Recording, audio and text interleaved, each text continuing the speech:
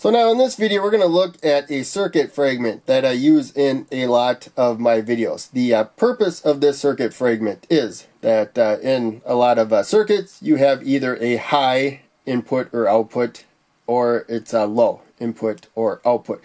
If it can provide power, then you can wire up LEDs, as you see here, with their protective resistors to give you a visual indication of what it's doing. And a lot of times that just looks like a cool circuit, so you might use it for visual effects. Starting with the pictorial here, we have 5 volts, which we're going to switch directly to. We'll do a demonstration later. But in any case, you can see we have a direct connection to 5 volts. We consider that high. You can see it's up higher, ground is down lower on the pictorial. That's one way to think about it. So a direct connection to positive 5 volts, whereas this one has a lot of resistance and stuff in the way. So no current's going to flow through there because it's flowing so easily through here.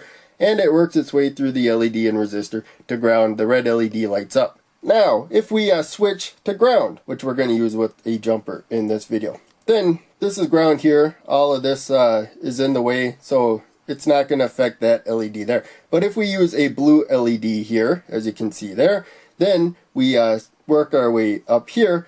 We are sinking down towards ground right there. So you consider that a sink there, whereas this is a source when it comes to current, and the blue LED will light up. And now we'll quickly build it on the board. So that's the anode side of the LED. The longer lead needs to be more positive. Shorter lead needs to be more negative. If you put it in backwards, it just won't light up right there. So we connect that directly to a 1000 ohm resistor that goes to the positive supply.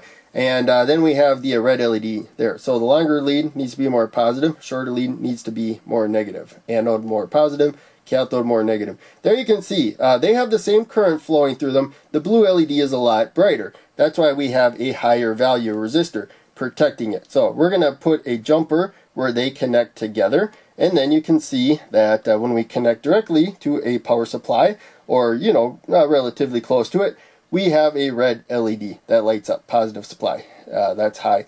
And in this circuit, if we go to the negative supply or low, the blue LED lights up. So, hope you enjoyed the video.